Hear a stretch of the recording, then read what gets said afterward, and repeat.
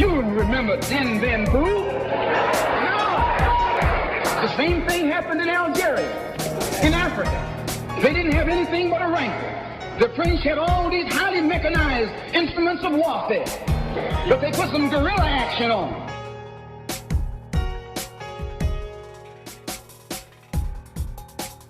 Hello and welcome to Guerrilla History, the podcast that acts as a reconnaissance report of global proletarian history and aims to use the lessons of history to analyze the present.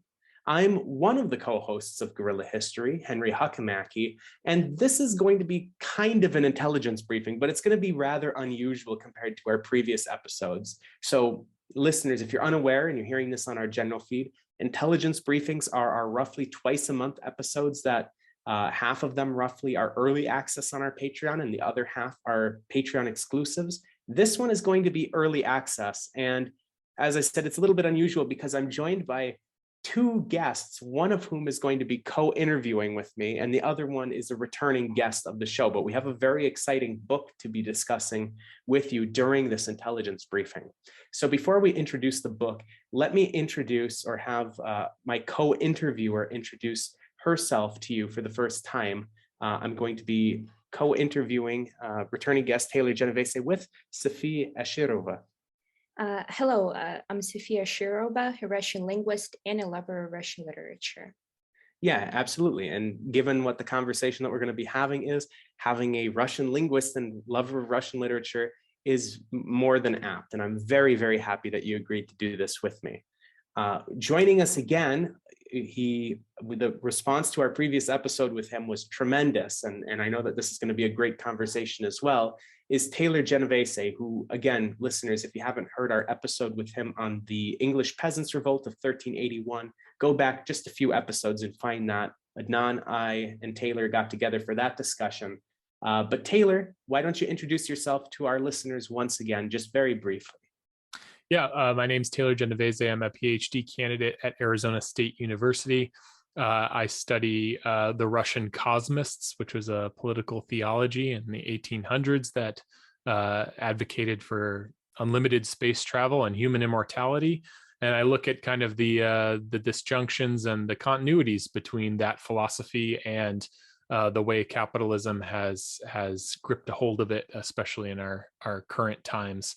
And I have just recently translated a book by Alexander Bogdanov called Art and the Working Class, which we'll talk about today. Yeah, as you mentioned, Taylor, that's what we're going to be talking about today, this new book, Art and the Working Class, which, as I had been teasing earlier before this recording, it's a very interesting book to be talking about because this book is both brand new and over 100 years old at the same time. And that's because this book was written by Bogdanov over 100 years ago. But thanks to your translation and Iskra Books for putting this out, it's going to be available in English for the first time, right around the time that we're going to be releasing this. So very interesting that we have a book that is going to be both brand new and over 100 years old. And I have to say that I'm very proud that we, Safie and I, were the first people to read the proof of this book before it came out. And it was a great pleasure and a great honor. So thank you for including us in that. And yeah, it was great. So without any further ado, let's get into the conversation now. Taylor, we're going to be talking about Alexander Bogdanov's book, Art and the Working Class. Can you briefly introduce that work to the audience and explain what I mean by the book? The book is both brand new, not even released yet at the time of recording, and over 100 years old at the same time. Sure, yeah. Alexander Bogdanov was a Russian polymath. He was a political revolutionary. He founded the Bolshevik faction of the Russian Social Democratic Labor Party with Vladimir Lenin. He is kind of written out of the history of that, and we can talk about that a little later maybe. But he was also deeply interested in the arts, and he founded a organization called Proletarian Culture, which the portmanteau in Russian is prolet cult. And he wanted to use this organization to educate workers so that they would have a foundation of political and cultural education so that they could take leadership positions in political parties. And this book that he wrote, Art and the Working Class, was submitted to further that goal. It was written and published in 1918, but it has not been translated into English until I decided to scoop it up and do so. So it came out in 1918 initially in Russian. It was published in the newspaper called Proletarian Culture first. Each chapter, there's 3 chapters. Each chapter was published in the newspaper in issues 1, 2, and 3 respectively, and then was turned into a monograph, a pamphlet, political pamphlet, and published as a book as well, which it was entitled Art in the Working Class. And so that book form is what I have translated into English. And so I'm excited to have that be out into the world of English speakers finally after over 100 years. Before I let Safie ask the next question, I also just want to mention that you also wrote an excellent introduction to the book. You had great footnotes in the book. So it wasn't just translation work that you were doing. You really made the book accessible for a modern audience who perhaps wasn't aware of what was going on in 1918 Russia/Soviet Union. Really a great introduction. So kudos on that.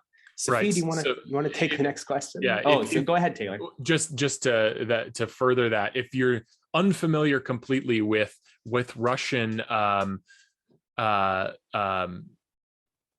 figures or literary giants or whatever, then that's a-okay. You can go ahead and not be familiar with that, because I do make sure to annotate it quite a bit in the footnotes. Yeah, before I ask the next question, I just wanted to say that when I just started reading the book, I was like, yeah, the writing style is so great. And Henry was like, no, that's Taylor's. Wait a sec. Let's see how Bogdanov writes, even in the translation. Yeah, because you were talking about the introduction. Right. Yeah, I was like 10 pages in. Yeah. Okay, so before we dive deeper into the discussion about the book, I think it would be really useful for the listeners to know what the thesis of the book is. So Taylor, why don't you introduce that? Yeah, so Bogdanov, since each chapter was initially published as a article in a newspaper, they kind of have this recursive quality to them, in which he kind of goes through an argument about why there needs to be culture for the working class specifically, and not just the working class taking the culture of the ruling classes or kind of high art, we might say, and really applying critique to it instead. And so he works through this kind of 3-point argument, but is recursive about it. So he'll talk a little bit about the first part of the argument in the second chapter, and then in the third chapter, he'll kind of reach back up and pull out the main qualities of the previous chapters, which I think actually makes it easier for an audience that may not be super familiar with art history, but is interested in art, to be able to grasp onto some of his arguments. So his main thrust in this is that, one, there needs to be a culture developed by and for the working classes. In his context, he's talking about Russia, but really he wrote this to extrapolate across the world. So one, there needs to be working class art.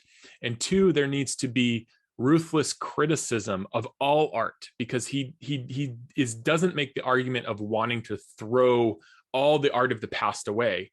In fact, he wants the opposite. He wants the working class to be able to understand what went into that art, and then be able to use the excellent parts of good works of art to continue artistic form and method. So he wants to, one, be able to have the working class create their own art, and be able to understand, critique, and pull from these older forms of art, because he argues that these past forms of art are the heritage, the kind of the people that made it, they didn't die in vain. In other words, he wants to be able to have everyone be able to access that art and understand it. Yeah, before we dive in a little bit deeper into the 3 sections of this book, you mentioned how his philosophy of what we should be doing with art was that we should be integrating the beautiful parts of this art. We shouldn't be throwing it away. Now, before we get into the individual components of this, I should mention, and I want to mention, that Bogdanov and Lenin at this point were having some very heated discussions, writing essays directed at one another, and they had some disagreements on this specific point. Can you perhaps lay out how Bogdanov's view fundamentally differs from Lenin's view, perhaps points where they were similar, but there really was a divide between the two of them on their view of what should be done with art? Yes, Lenin was pretty adamant that art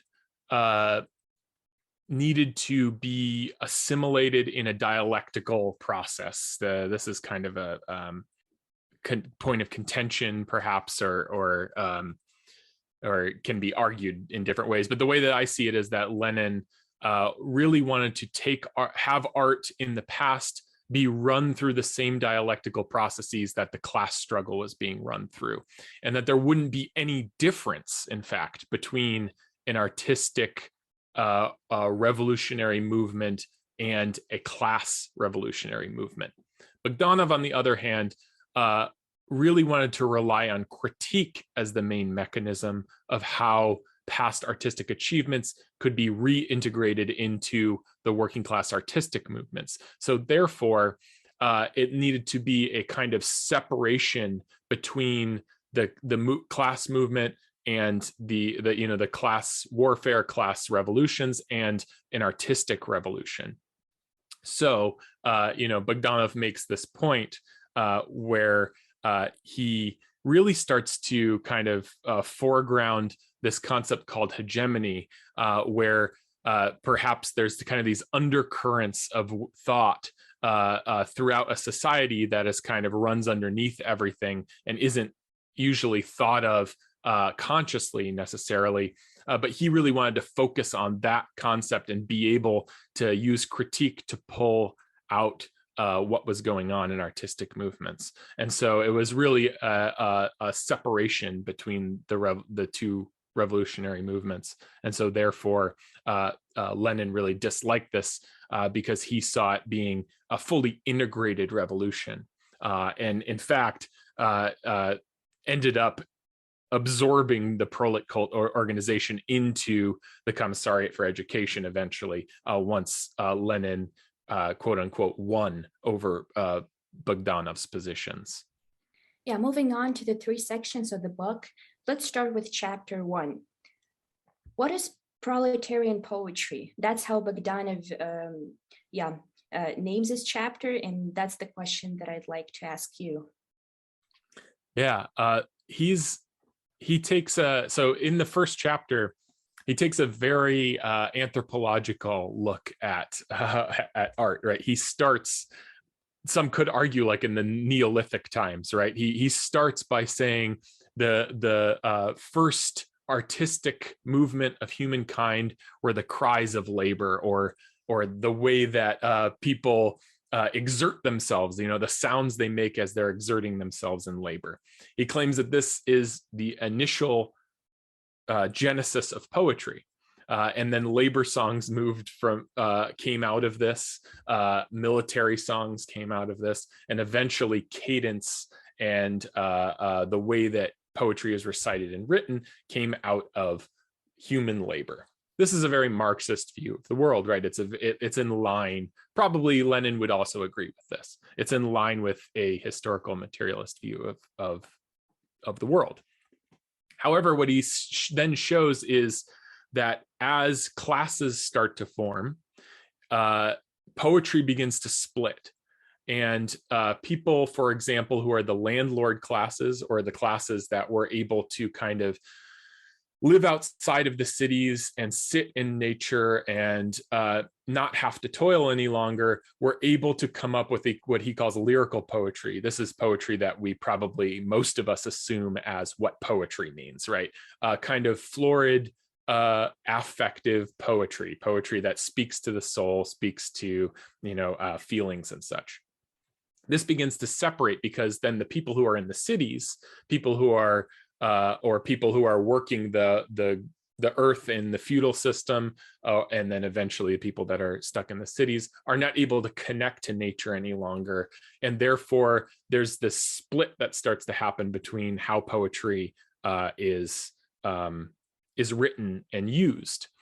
and he argues that in the latter setting, when people are in the cities, they're not able to connect or understand or be able to dissect the older poetries that were kind of florid and written by people of higher classes, right? Or people of, landlords, feudal lords, these kinds of things.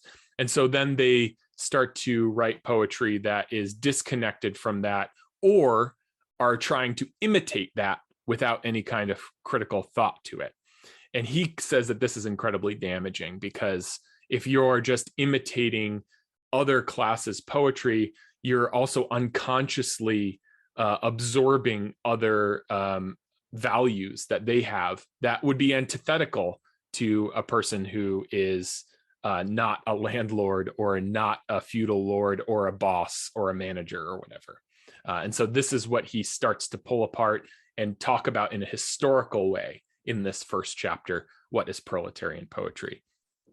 Yeah, excellent. That was a great overview. And there's a lot more that I would like to say on that, and we'll have a chance to later in our conversation. So if we don't have time for it in this section, we'll put it towards the end of the interview and we'll get to it there.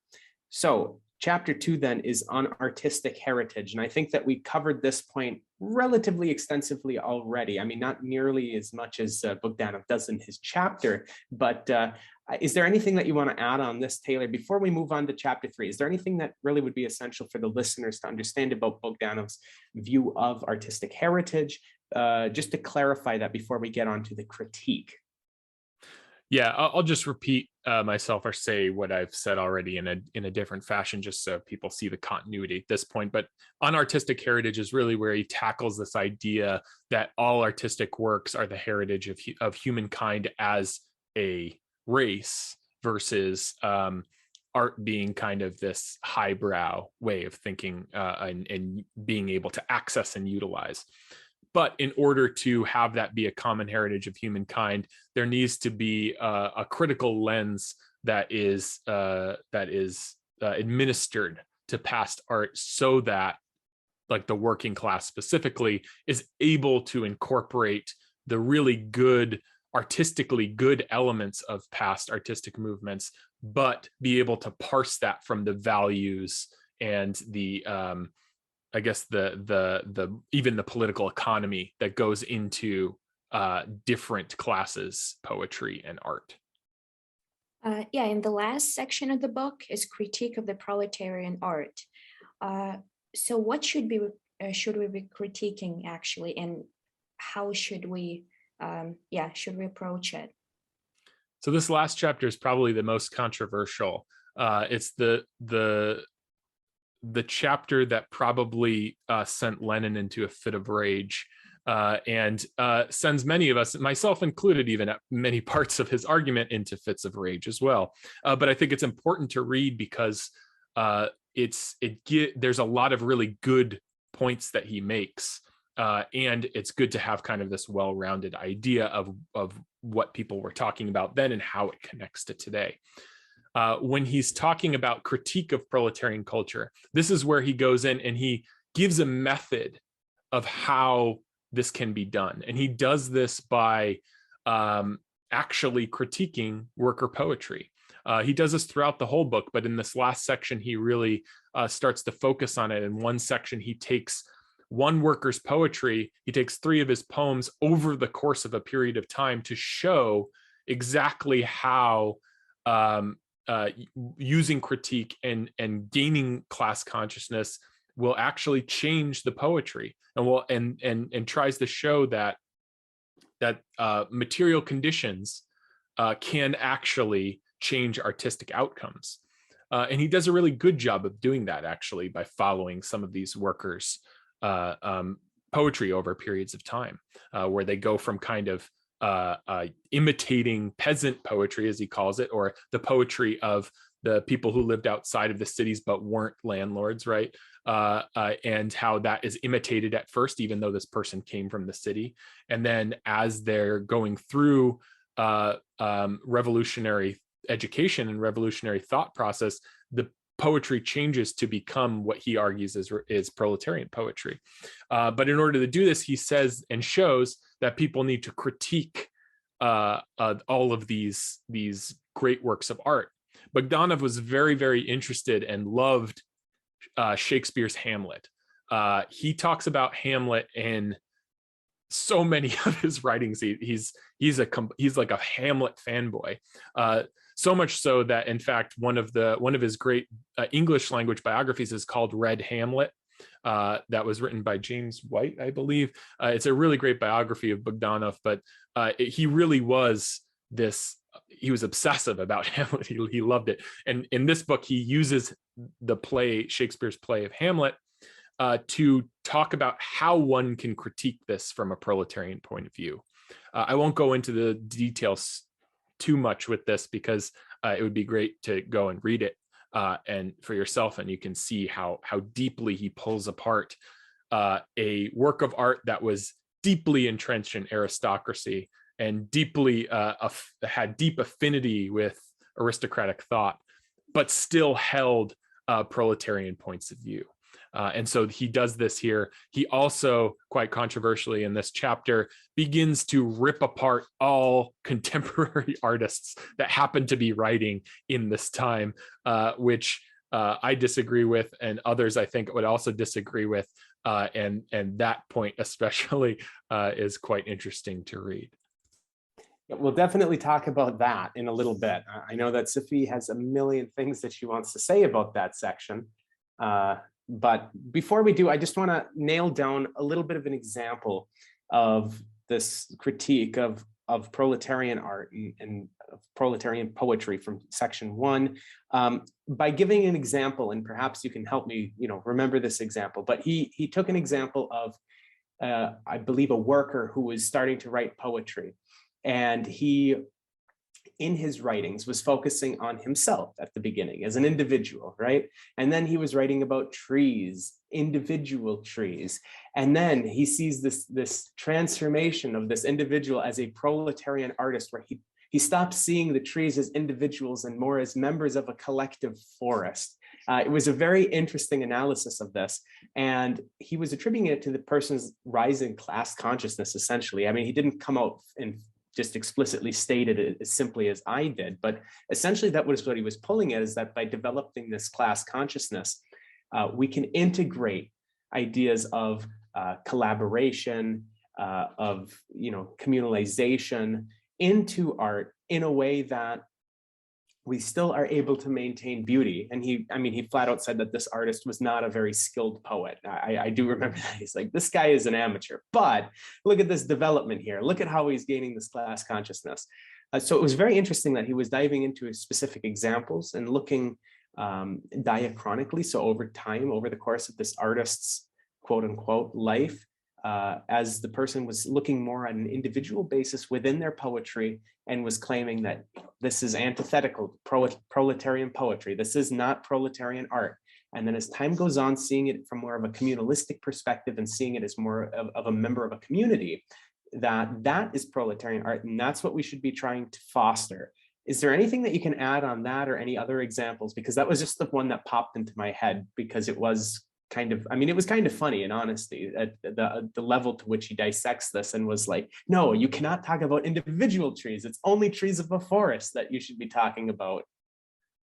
Yeah, no, that's a great example. That's probably one of my favorites too, just because number one, he highlights an amateur poet's poetry, right? This is a man, Bogdanov is at this point in time, as he's writing this, is kind of at the height of his popularity. As we talked about, he and Lenin were really butting heads, and part of that reason is because Bogdanov was gaining so many supporters in this kind of cohort of 1917 revolutionaries. So many people, including many of Lenin's close kind of comrades, Bukharin and Max Gorky, these folks who also held these high cultural positions, agreed with and defended Bogdanov against Lenin. He was kind of this big figure in the cultural scene, and he pulled these kind of unknown worker poets and displayed their art, even if he was critiquing them and perhaps was a little bit gruff in his critique, saying, this needs a lot of work, but here's some this.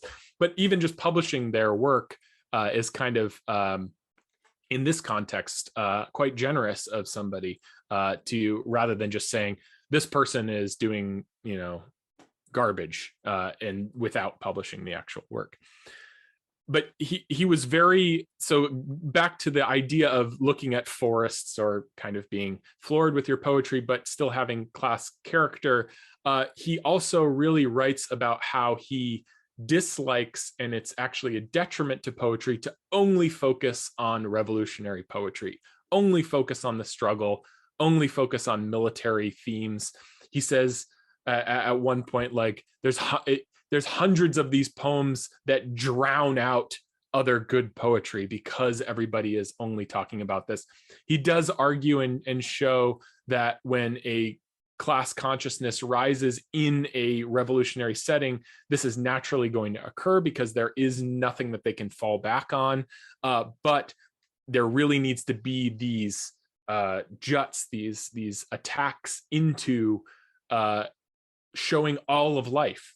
He really argues that poetry is about every aspect of life. It cannot only be the revolution that you're writing about, and that the artist needs to have the freedom to both write what they write or create what they want to within their whole life, and also to not be, on the other end, to not be restricted to only writing or creating in political, explicit political context, what he calls civic poetry. So yeah, that was a great example of showing that these kinds of revolutionary class consciousness can arise in lyrical, florid poetry. Yeah, and as you mentioned, there's something of a, looking at a tendency towards either beauty or violence within poetry, and how he's saying that we need to focus more on beauty. I have something that I want to say on that, but I'm going to hold it for later because I want to transition us into the next part of this interview. So as we mentioned at the top, this is a more than 100-year-old work that has now been translated into English for the first time, thanks to you. I'm going to step back for the next couple minutes and let Safie ask a question or two, or however many you want, because after all, I have a Russian linguist sitting next to me. It would be a shame to not utilize— But not a translator, though. Yes, well, it would be a shame to not utilize her talents in this field to ask some questions that are much more incisive than I could possibly hope to within this field. Okay, then I'm going to have to apologize for the very rudimentary question that I'm going to ask after this introduction. I'm not going to ask whether this piece was hard to translate, because really, I think it was, but rather, what are the most challenging aspects of the translation? Were there any parts that made you want to tear your hair out or something? Because that happened to me a lot. And I know, I've translated things, or I've attempted to translate some things that were really, really a piece of cake in terms of understanding and reading. But as soon as you try to translate it, it's impossible. And yeah, that's my question. Yeah. The short answer is yes, I did want to tear my hair out many times. And pragmatically, what I did was I had to house sit for my family.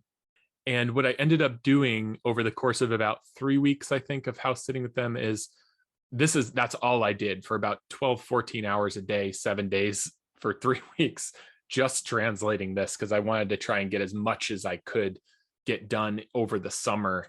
Since I'm a PhD student, I have a little bit extra time in the summer because I only work about half time then. And so I was really just cramming to try and get this done. And it's exactly that, right? And I should also say that I am not an expert Russian speaker. In fact, I can read and write Russian a lot easier than I can speak it because I taught myself Russian over I had learned it over a period of time, but the real bulk of my learning came when COVID hit, when I could spend a lot of time at home kind of trying to teach myself. I mean, it wasn't really teaching myself either, right? That's eliminating the labor of all the people on YouTube that I've watched and that sort of thing. But anyway, the alphabet, people who are not familiar with Russian linguistics, the Russian alphabet was actually changed by the Soviet leadership to simplify it. And they did an excellent job of doing that. As somebody whose first language wasn't Russian, learning the way Russian is written now is much easier than the Russian alphabet that Bogdanov used to write this, because it hadn't been the time when the alphabet was simplified, extraneous characters were eliminated and combined with other ones to make it easier for the Soviet program of literacy to take place, right? They, literacy skyrocketed after the Soviets took over, because this was one of their chief political platforms, right? Was to have everyone learn to read and write.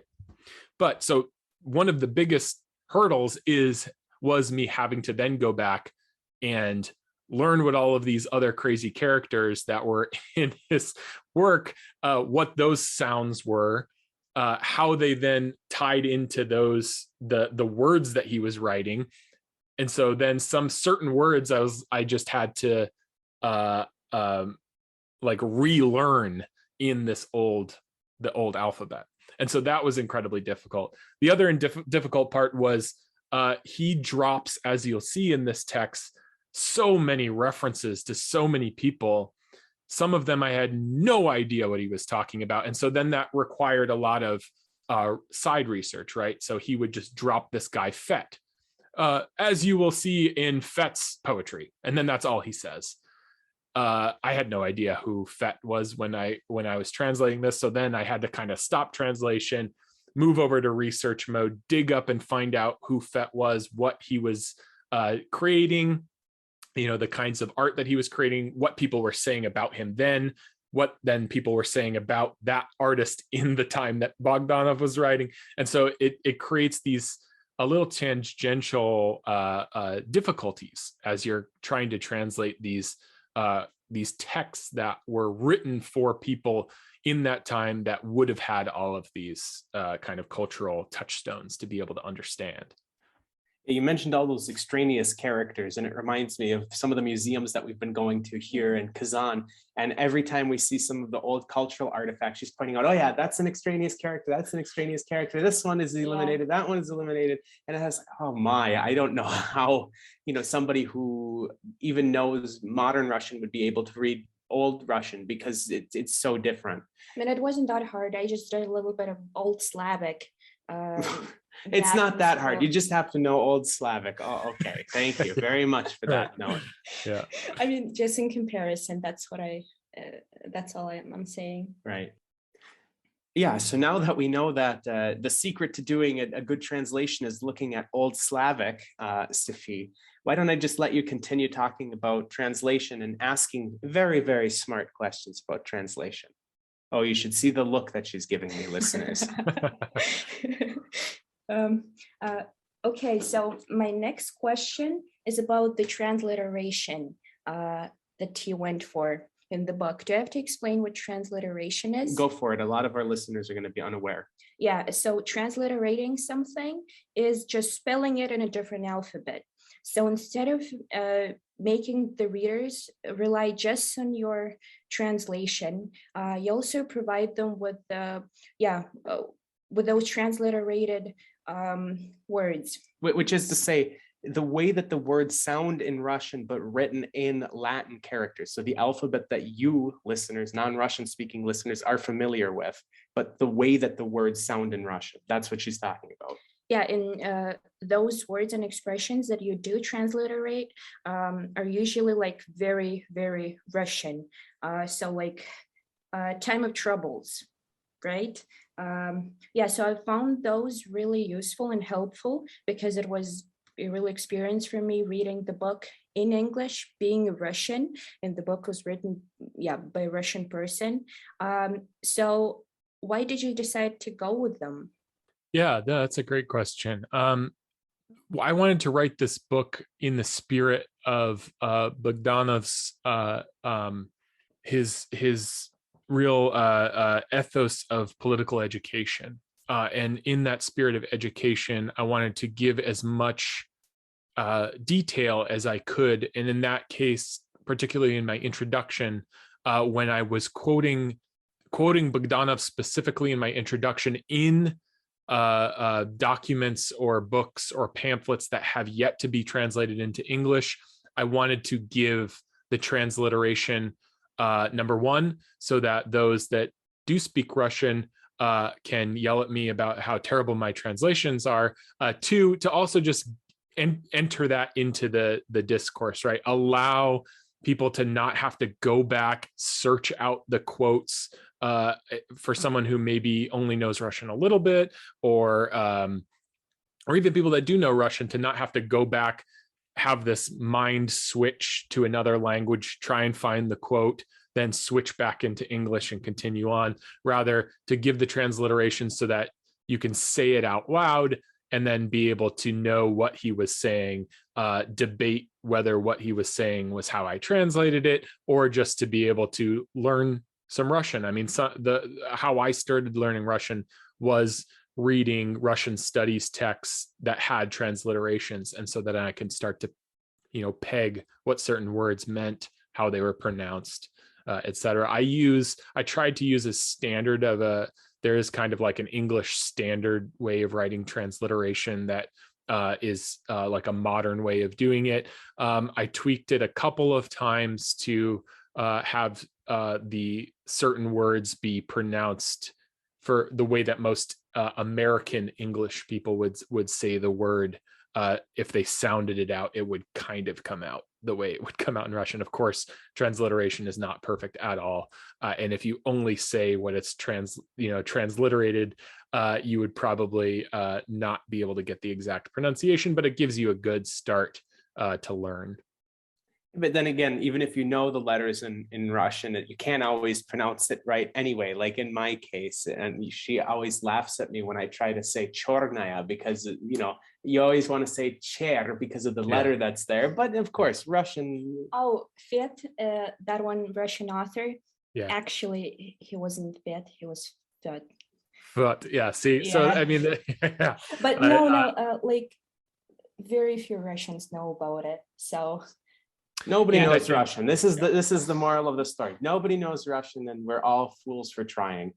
Do you have anything else? And remember, Russia is enormous, right? For listeners, and regional dialects exist within Russian the same way they do in every language. And so, people who may be from the Far East may argue something different. Just keep in mind that their dialects exist, and those kinds of things will be debated. Yeah, thanks. I would even dare say that those transliterations made your translation much more nuanced than it would have been without them, because in some cases, it actually matters what you have in those parentheses, like Bogdanovism and Leninism, right? In English, they kind of sound neutral, like both of them. Well, for this audience. For most people, when they hear Leninism, it's not exactly neutral. But yes, for the guerrilla history audience, Leninism is seen very, at least neutrally.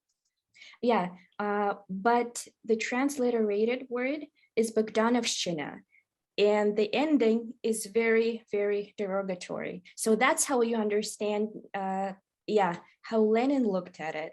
And it wasn't just Bogdanovism, just like Leninism. So that was what I wanted to point out. No, that's great. That's awesome, because those little cues are really great for people that do know the language, right? Because Leninism is Leninism versus, it isn't Bogdanovism that is the Russian word for it, right? It was this kind of pointed but subtle attack that Bogdanov's thoughts were lesser than what, in Lenin's opinion, was his kind of philosophies. Oh, that's great. Yeah, very interesting. But I'm going to get out of the translation section now so that I actually have something constructive and productive to contribute, because that was not my field. But you mentioned, both of you, that this term that roughly would be equivalent to Bogdanovism in English is derogatory. And this is something that you pointed out for me, Safie. Can we just go back basically to where the conversation started? And this is where we'll get a little bit deeper, a little bit more ideological, because the audience here is a very ideological audience. And then we can even start talking about personal opinions and things like that in this section of the interview. What was this falling out that Lenin and Bogdanov had? Because as you mentioned, back in like 1897, Bogdanov was writing economic pieces that Lenin was praising. He was very fond of them. And at the turn of the century, Lenin and Bogdanov were like the two leading lights within the Bolshevik faction of the Russian Workers' Social Democratic Party. But very shortly thereafter, there was really a falling out. We alluded to this earlier. I'm not saying that we didn't talk about it, but can we dive in a little bit deeper as to what these ideological rifts were between Lenin and Bogdanov? Because I think that that'll be both interesting for the audience, and it might also set us up for some follow-ups and more discussion of the content of this book and this historical situation in which it was released. Yeah, it's important to remember, as you said, Bogdanov was Lenin, pretty much one of Lenin's only defenders early on. You could make the argument he was the second Bolshevik ever, right? He founded the Bolshevik faction with Lenin during a time when, for those that know this history, that Julius Martov was really just kind of hurling every insult and attack he possibly could against Lenin. And Lenin was really outnumbered by almost everyone in the Russian Social Democratic Labor Party, except for Bogdanov and a few other of his associates. But Bogdanov was this kind of educational and political force to be reckoned with, who came to Lenin's kind of aid and defended him against all of these attacks. They founded the Bolshevik faction. Then Bogdanov participated in the 1905 Russian Revolution. He was present in St. Petersburg, what was then St. Petersburg. He edited 2 Bolshevik-aligned newspapers. He wrote tactical leaflets akin to like Che Guevara's guerrilla warfare book that kind of gave these pragmatic ways of how to build blockades, how to, flank people in cities, these kinds of things. He wrote a lot of agitprop during that revolution, and then he was arrested along with everyone else at the kind of counter revolution that came down after that. And then it was around that same time that while Bogdanov was imprisoned, that he came across imperiocriticism. And this is where a lot of people are going to understand the rift now between Lenin and Bogdanov. Bogdanov found it quite compelling, this theory of imperiocriticism, that he tried to merge it with Marxist historical materialism to create a new philosophy, a way of thinking that he called imperiomonism, a monist holistic way of thinking, in which everything was kind of interconnected. His ideas he eventually then refined into this theory that he named techtology. He wrote an entire book on it. And techtology actually is one of the earliest instances of human thought in what we call modern systems theory, in what we call cybernetics. Bogdanov was thinking about this kind of stuff early in the 1900s. Lenin, however, was horrified by Bogdanov's ideas on imperiomonism. Many people will be quite familiar with Lenin's book against Bogdanov, but quite interestingly, that book is sometimes not, people don't really know who Bogdanov is, even if they have read Lenin's kind of screed, against him. But this is where the rift starts to happen. And both of these men were intellectual powerhouses.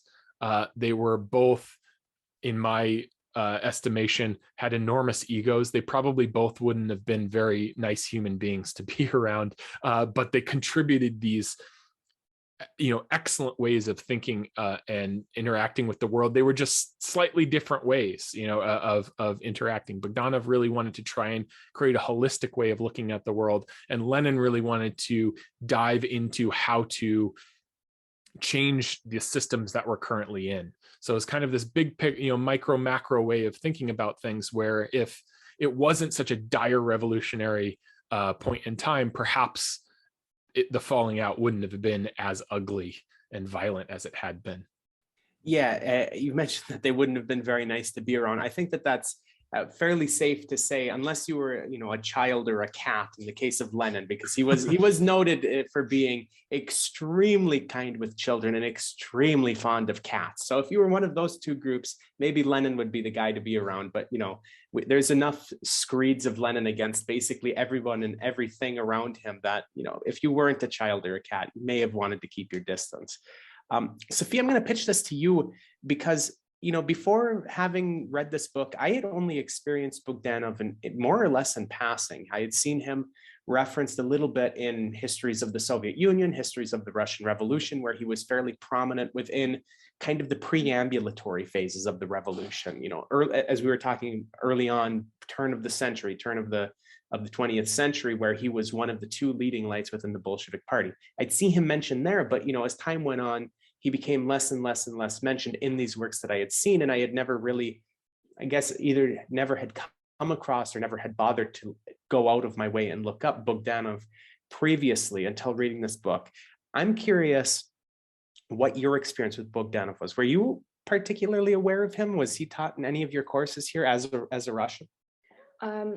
Well, first of all, I'd like to say that I totally go along with what I just said. Like, I only experienced him in passing too, despite completing a couple of courses in Russian history. Sure, I'm not an expert, but when I think Lenin, I don't think Bogdanov, standing right next to him. That's just something that doesn't happen. So I'm wondering whether it'd be fair to say that he was kind of erased from history, and if so, then why? As you called him, was it the second Bolshevik? That's what I'd like to ask.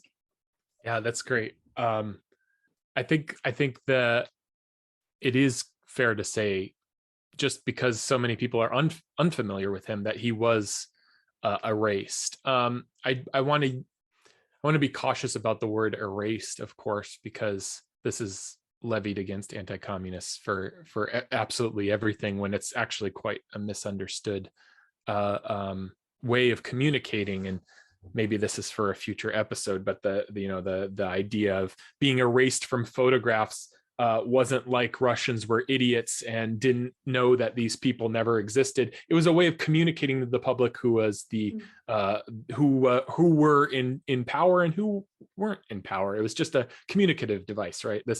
It wasn't a kind of evil instant anyway. We can go on a tangent about that later. But because Bogdanov was so antagonistic against Lenin, and as the Soviet Union was evolving and grounding itself in Leninism, because remember, early on in the revolution, Leninism wasn't the thought process. That's the other thing that I really trying to bring it into clarity, is that there were a lot of figures who had a lot of different ideas.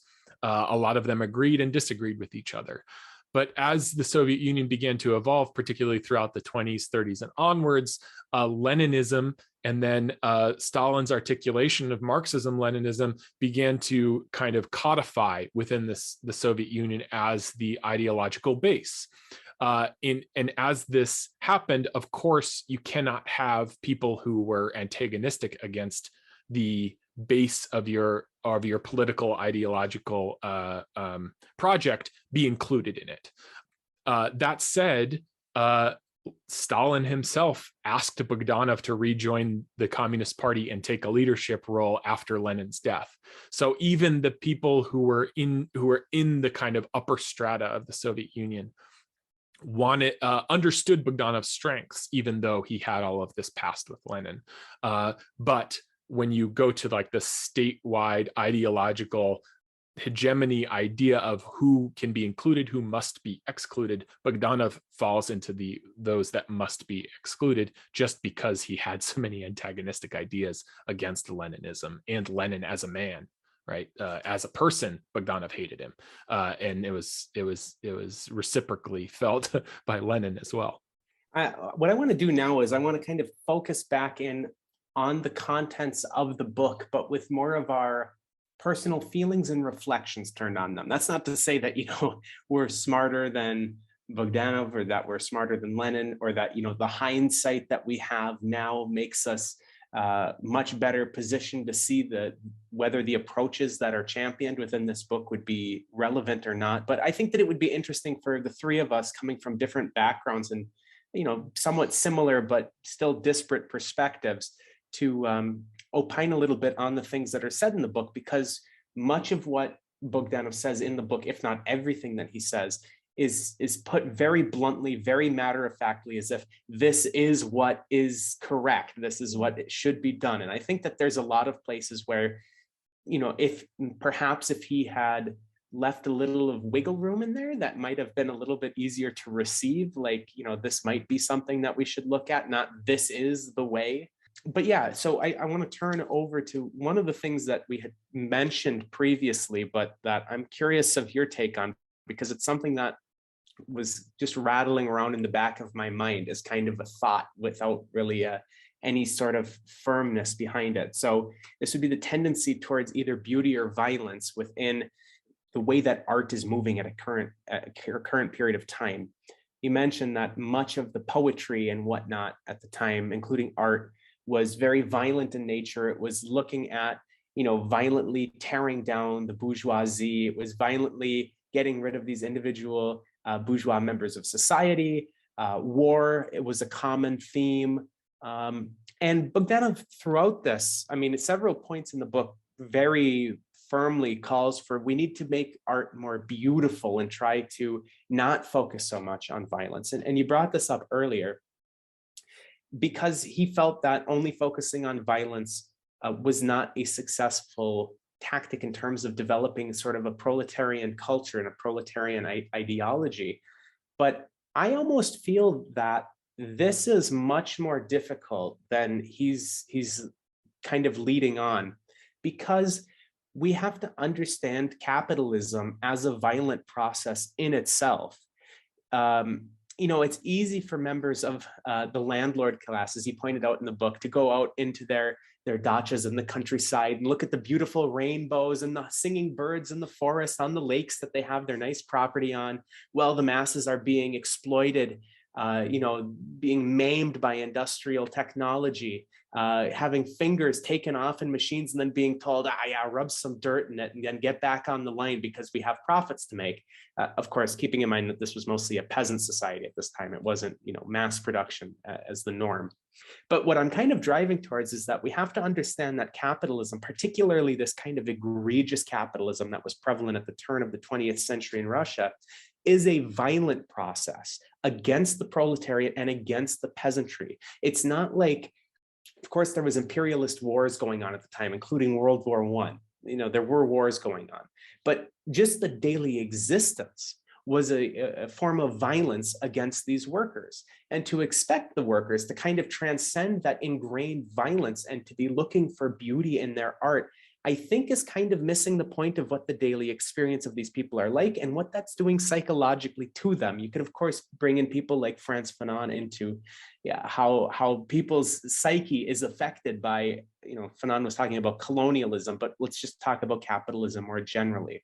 So like I said, it's not really a question and it's hardly a firm thought, but while I was thinking about this point that he was making, it just hit me. He's always trying to focus on trying to go more towards beauty and away from depictions of violence, whereas the violence is being perpetuated on the proletariat and the peasantry every day under capitalism, and particularly under forms of, psychotic capitalism that we were facing in Russia at the time. I don't know if you have any thoughts on that or not, Taylor. Yeah, no, that's a great point. He does stress this quite a bit of wanting to not always focus on violence or focus on war. However, he does say that he does not also want poetry to only be what he says sparkling. And I like that he uses this word, right? That it has to only focus on the that which is beautiful or that which is harmonious. In fact, he has a really nice section in there in which he kind of tears into the people that say that poetry needs to only be this kind of beautiful, florid way of writing. He says, what was so great and sparkling about the German imperialists that marched into the Baltics and slaughtered our comrades in Ukraine and in the Baltic states and in Poland, right? He explicitly says that it can't just be that. It can't be one or the other.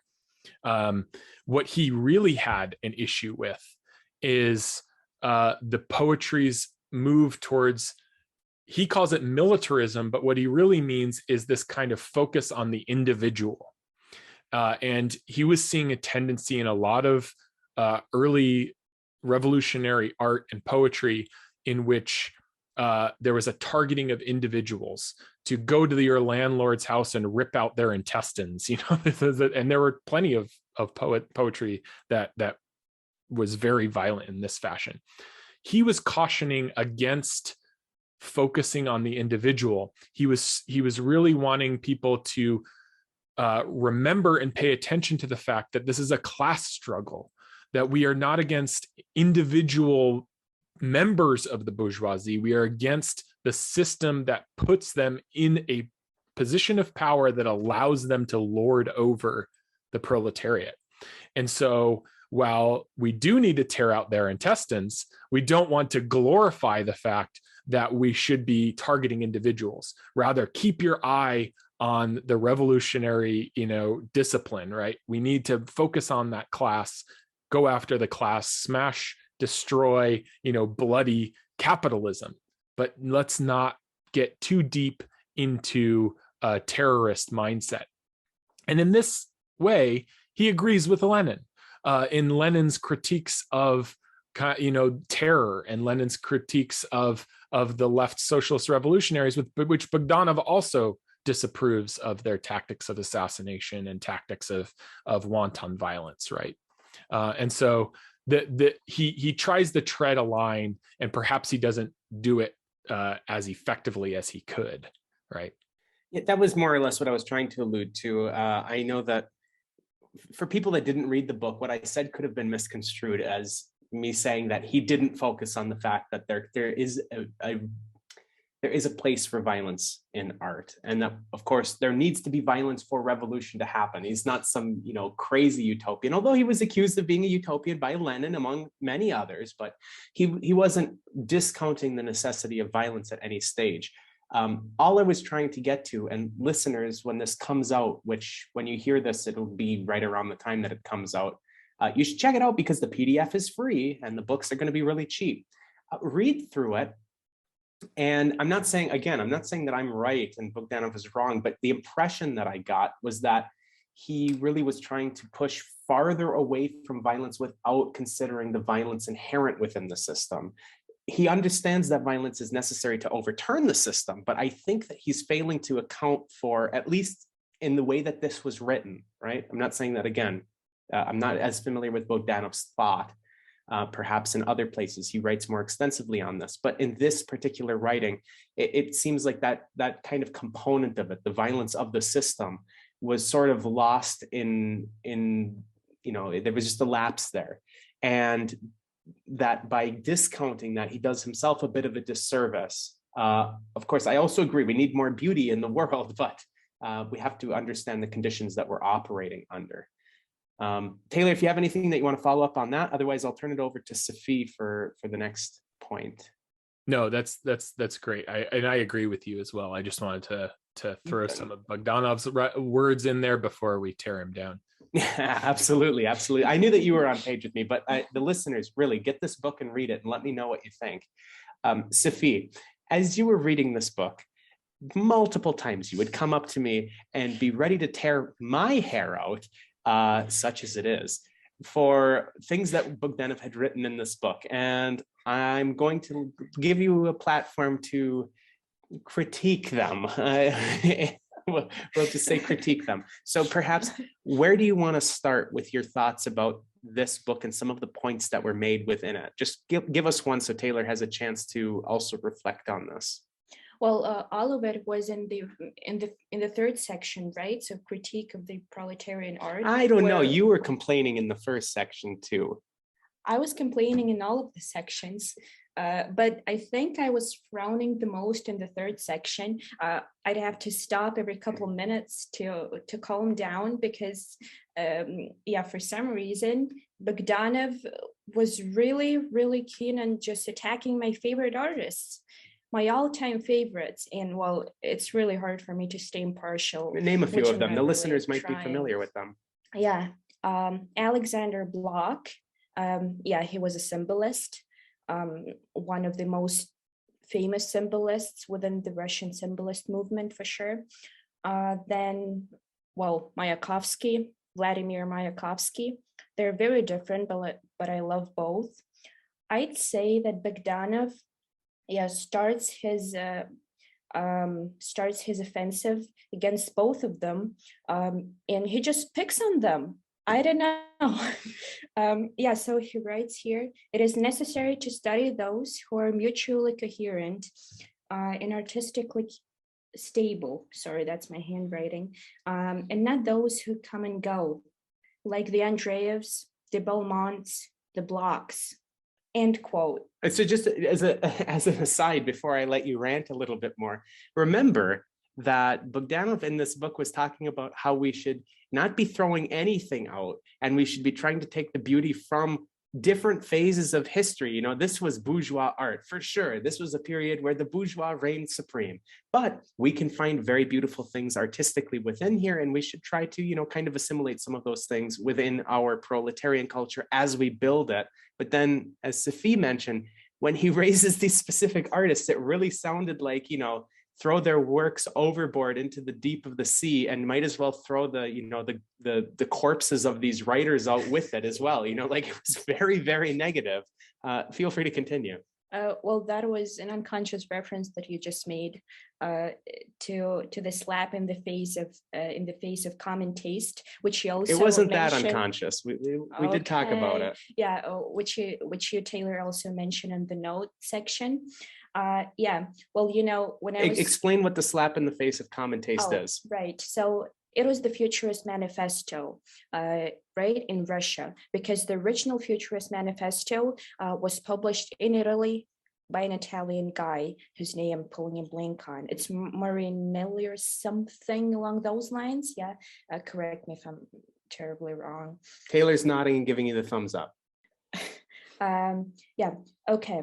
And what they did, those futurists in this manifesto, they just stated what they were advocating and what they perceived as art, and the rest was just bashing all the old artists.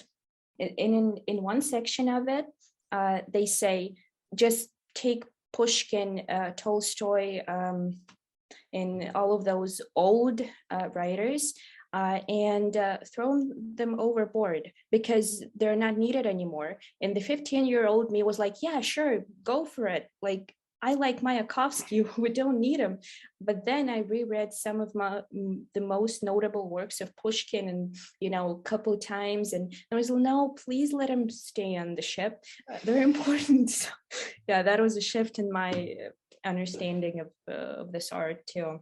It wasn't that unconscious that I mentioned throwing them overboard. See, I do my background research for this show, believe it or not. Taylor, any reflections that you want to make on that before? I'm sure she'll have something else to complain about very soon. Yeah, no, that's fantastic. This is the point of contention that I agree with as well. Before I bash him, I will say his justification for why these contemporary artists should be ignored is actually the same as Lenin's analysis, which is that these artists were working within a system that was already in degenerating. in that they were operating within the bourgeois world as it was dying, and therefore their art was speaking to decadence, right? This is a word that both Bogdanov and Lenin used to describe the symbolists, the futurists, all of the people who were kind of the contemporary forerunners of what would have been then modern art, right? Modern Russian art. So with that out of the way, I do think he's also wrong, right? Bogdanov, he was venomous with the way he talked about this, right? He describes Mayakovsky as a show-off intellectual advertiser. That's how he describes the brilliance of Mayakovsky's art, right? Maybe part of this is also because Mayakovsky admired Lenin.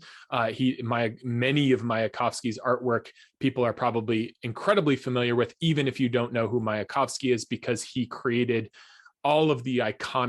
basically all of the iconic artwork of Lenin. That if the listeners could see, are displayed behind Henry and Safie right now. But those artworks were created by Mayakovsky. So maybe this also had to do a little bit with the fact that, Mayakovsky was an admirer of Lenin, and this was at the height of Lenin and Bogdanov's arguments. But so he saw all of these movements as being wrapped up within a degenerative, decadent style that didn't speak to the working class because it was in decline in a bourgeois worldview. That said, I mean, most Russians disagreed with both Lenin and Bogdanov in this case. Mayakovsky's public funeral was the third largest in Soviet history, only topped by that of Lenin and Stalin. He was loved by and communicated to the working class of the Soviet Union. And the same goes for most of the other symbolists, right? Balmont, Bloch. These are other poets and artists who people might be familiar with. I think the 12 is the most famous Bloch poem, in which he kind of provocatively writes kind of the 12 apostles of Jesus as Soviet soldiers. This kind of playful combination of old and new was something that both Lenin and Bogdanov didn't really like that much, but was really connected to and used as revolutionary fuel for the working classes during that time, even if kind of the intellectuals in the party, that being Lenin and Bogdanov, didn't like them very much. One point to make of the futurists specifically is that some of their pointed critiques really did speak well and truthfully, in that, the futurists in Italy became the cultural powerhouses of fascism, right? The idea that nothing old was good and everything new was powerful and needed to be in place was used by Mussolini and the fascists in order to justify the rise of fascism, right? And so the futurist movement had this, not that all futurism is like this, right? There was a split between kind of, so you could describe as left and right futurists, right? But so futurism had this component that was built into it of hating and despising the old. A lot of futurist art was about burning museums to the ground and, as you said, throw all of that work overboard, and only the new and beautiful and shiny should exist. And you can see how this can be morphed into a fascist ideology, right? So we need to parse and pick apart these arguments between these folks, and then be able to use what's good and in the spirit of the futurists, chuck away that which is not. Yeah, in all fairness, I wasn't a huge fan of the futurists art either, but when Bogdanov starts laying out what symbols are in poetry and in art more generally, and this is just a more general, it's just my personal complaint, he didn't even take any of Bloch's poems. Like, why? Because he was a symbolist and his symbols are so good. I don't know, in the afterlife, I hope that Bogdanov can hear me. and he should read Bloch a bit more deeply than he did. Yeah, that's just something to throw out there. Yeah. Yeah, I mean, Bogdanov's idea of what a symbol is, even he defines symbol, I think, in order to reject any of the symbolists. All right, it's a very pragmatic way. He says a symbol must relate to a concrete idea, and therefore, if it doesn't, it's going to confuse people. So he uses like the idea of a ghost, right? If a ghost doesn't act the way that most people think ghosts act, even though it's a symbol, then it fails. And of course, this writes out a lot of imaginative poetry and art, right? If you define things as needing to be very pragmatic and practical. And perhaps he did this just so he could, shit on all the symbolists, basically, right? Yeah. So we're going to start wrapping this up, but I want to go around the horn one more time. This just kind of struck me that it would be interesting to do this. So I'll do mine first, since I haven't given you any notice that this is what was coming. I want to hear what everybody thinks was the either the best or the most useful point of this book, because I think whether or not you agree or disagree with most of the book, and Safie's shaking her head at me, whether you agree or disagree with most of the points, this is still a very useful book. I found a lot of the points in it really useful, and now Safie is nodding, so you can tell she also agrees with this point. It's a podcast. Yeah, of course. That's why I'm having to narrate. So I want to hear what everybody thinks is the most useful thing from this book, as well as perhaps, if you can, the thing that really rustled you the most. Like, what was the thing that you either disagree with the most or found particularly just wrong? And I know, Safie, you just complained about a couple of things, but if you can just narrow it down to one, or perhaps something that you didn't even raise yet. So I'll start with mine, since this is just something that hit me first. I think that the thing that I found quite useful was an example in this book, which was an analogy that he made with regards to free thinkers. And Taylor, you had a very good footnote on how we should think of free thinkers. He's not talking about the weird new age atheist movement from like 2005 to 2008 or whatever it was. These are people that actually were legitimate free thinkers and were trying to take as much as they could from different religious movements to further their understanding of the world. I thought that this was quite an interesting point that he was making in the book, which is, if you go in without being outright skeptical of a specific movement or a specific tendency, a specific ideology, a specific religion, et cetera, a specific form of art. If you don't go in with that preconceived skepticism or that preconceived notion of like, this is garbage, you'll much more likely to be able to pick out pieces that can be used in a constructive way of understanding the world. And as Bogdanov points out in the book, art is a form of understanding the world. That is what we have to understand first and foremost, is that art, while many people think of it as just a form of beauty, it is a way for us to further our understanding of the real world. And by going in with an open mind, with being a true free thinker, not Steven Pinker or whoever, go in with an open mind, take that art in, look at it, process it, even art that you, at the face of it, you don't like, and look for redeeming qualities of it. Think of why those are redeeming qualities. And the reason that he brought up religious free thinkers is, he said, somebody who is an atheist is just going to discount any religion. But even somebody who is a Catholic, for example, who looks at Buddhist traditions, is not going to be able to see some of the inherent teachings of Buddhist tradition in a way of understanding the real world as somebody who is a free thinker. You can think of it as like an agnostic person who's very open to the ideas from different religions. That person is going to pick up a lot more of the nuance of those religious teachings and what they say about the real world than somebody who has a preconceived notion of this religion is right. We can think of it as this ideology is right, this form of art is right, whatever.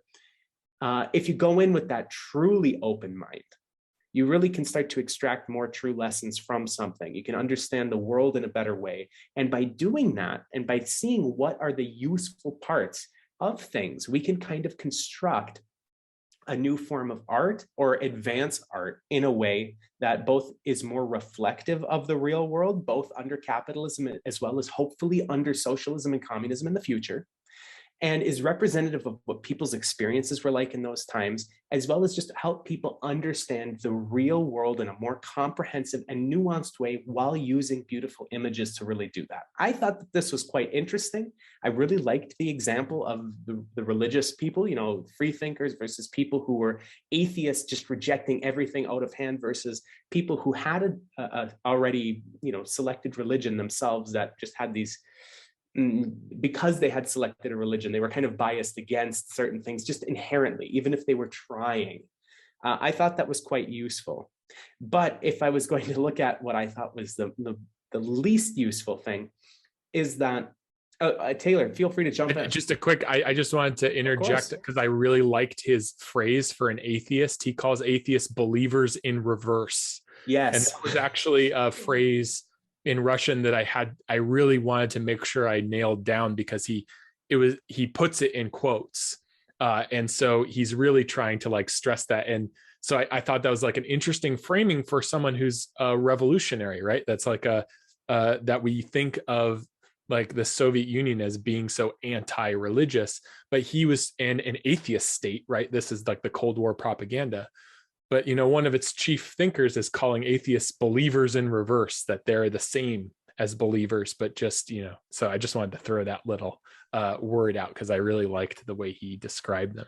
Absolutely. I mean, I also really enjoyed that. I just couldn't remember exactly what it was off the top of my head, because like I said, this question came up like in the last 5 minutes in my head. But the thing that I found that was the most off-putting is kind of two related things.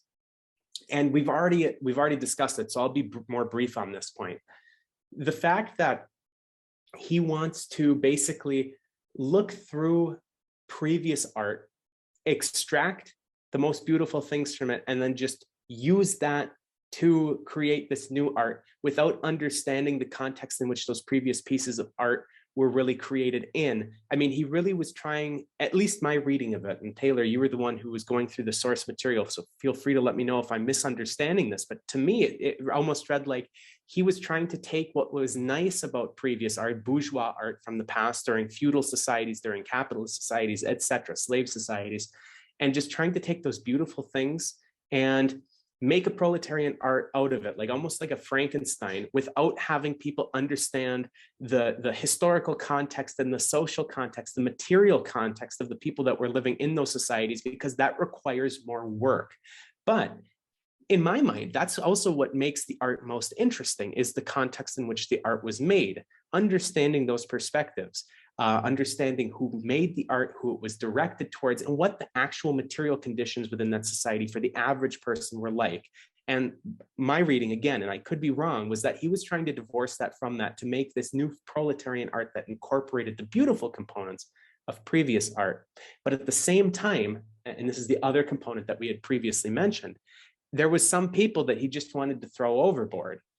So I found this a very interesting dichotomy, that he was trying to just pull all these positive influences from basically everybody, except for these specific people who, as we mentioned, are pretty widely acclaimed. Even, you know, during the Soviet Union period, they were widely acclaimed by people within these circles.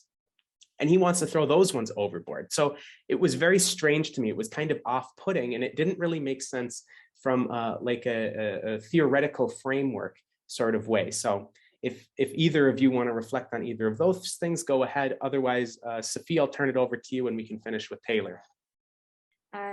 Yeah, so the most useful, I mean, the thing that I found the most useful in this book, actually, I haven't raised it yet, and it was critiquing the old art and attaching it, attaching those interpretations right to the play, or right to the poem, right to the novel. Well, there was one specific example that Bogdanov provided.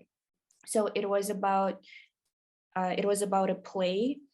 He suggested that after the play, some literary critics should go on stage and just critique this old play. And that was something that totally put me off, because I wouldn't want to go in such a play. And by critique, you mean provide a critical analysis of for the audience, not like say this sucks. But yeah, absolutely. Yeah. So not just criticize it, but provide a point of view, like a proletarian point of view, a way of looking at this piece through the eyes of a proletarian. That's how I would put it. Yeah, and that felt to me like just like an attempt to pigeonhole art, because that's not what you do. And just like Henry mentioned, it was like ripping that piece out of the context that it was created in. Because when I read Pushkin now, I don't think to myself, oh my God, I'd like to be a landowner, or I'd like to be a peasant. That's not how I perceive it. I just think of the beauty of the work of art within the context that it was created in. And of course, I read commentaries, because a lot of the references are just, well, nonsensical to me. They don't say anything. So I have to make an effort to understand them by actually like looking them up, or grabbing a commentary like Nabokov's commentary on Eugen Onegin, an excellent one. But again, that's my choice as a reader and not a compulsory thing. Yeah, so I don't want to be told how I have to look at this thing. I think that can be pretty dangerous. And yeah, as you see, I'm pretty opposed to it, but still, it is very, very useful, very useful insight.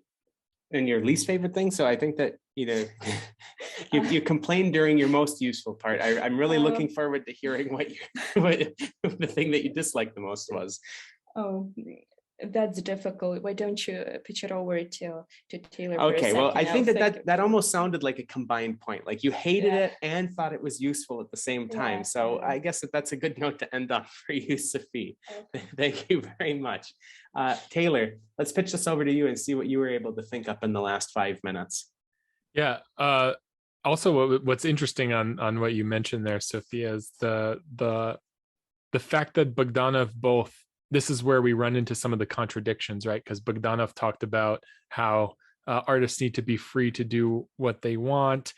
He also, all of his critiques of Lenin is that he's an authoritarian and telling people what to do too much and not thinking collectively and collectivity. And then meanwhile, here's Bogdanov saying, oh, after a play, there should be, a party meeting in which everyone in the theater, the doors are locked and you must analyze this play in a proletarian point of view. And I think that's probably, I'll start with what I dislike the most going off of that, because I think it's similar with me in that he pretty much just tries to be overly pragmatic with everything, right? Everything has to have this pragmatic component. Maybe it's because of the time that it's written. They're embroiled in the beginnings of the Civil War, right? In which everyone in the revolution, especially in the leadership, all they were thinking about was how to suppress the bourgeoisie as both a class and their thought. So maybe this contributed to it, but all of his arguments had to do with the pragmatism of it all, right? Like, here's what you need to do. And, the end of one chapter is like, people need to explain newspaper articles to workers, and you should explain, the way that people are writing and thinking, and give the kind of these didactic messages to everybody, which nobody responds to positively. No one likes to be, told exactly one correct way of art, right? So in that way, that's kind of frustrating. To say the least, and infuriating, and wanting to like tear the book in half like a phone book trick or something in the most. But the component that I like the most in Bogdanov, and it was as I was translating it, it's what drew me to it the most. And maybe it's because I'm so interested in Antonio Gramsci, is that Bogdanov was really on this train of thought that Gramsci started to go on concurrently with him, or a little bit after Bogdanov, actually, but there's no evidence that either of them read each other. But they both were really starting to try and conceptualize this idea of social hegemony, that there were these concepts that were transtemporal. They went through time, they went through culture, they went through ideology, that were damaging throughout history, right? That we have, the saying now of you need to kill the boss in your head. That is what Bogdanov was trying to say in this, right? As we need to destroy the landlord in our cultural perception, right? Because even if we're aware of it and it's unconscious in our minds, we carry these reactionary, regressive ideas with us. And we see these things manifested today, right? In the so-called patriotic socialism, right? Or so-called cancel culture. These are reactionary, regressive ideas that are couched in like ideas of inclusivity, but they're purely reactionary and they're counter-revolutionary, but they're not seen that way because they're embedded within us in a similar way that Gramsci talks about cultural hegemony. Bogdanov was trying to say this, but he couldn't quite come up with a conceptual word for it. And he's really grasping at it. And you can see it in his later works, in this work as one of them, where he's really trying to explain what hegemony is, but he doesn't have the word because Gramsci hasn't kind of articulated it so perfectly as he does. So that aspect I find super useful in this, in being able to pinpoint and see things that are happening today through Bogdanov's eyes then. Yeah, I'm glad you mentioned that, because I actually had been meaning on bringing up Gramsci when you mentioned hegemony earlier, and you mentioned it in the book as well, I believe in the introduction, if not one of the footnotes, but I think it was the introduction. And I think that was a very useful point, and very interesting that they were really working within the same theoretical framework, independent from one another at close to the same period of time.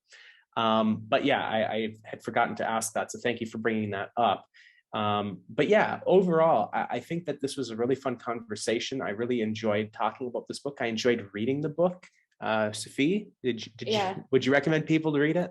Yes, it's a very useful book, and fun to read too. Infuriating at times, but that's partially what makes it fun. Yeah, absolutely. So yeah.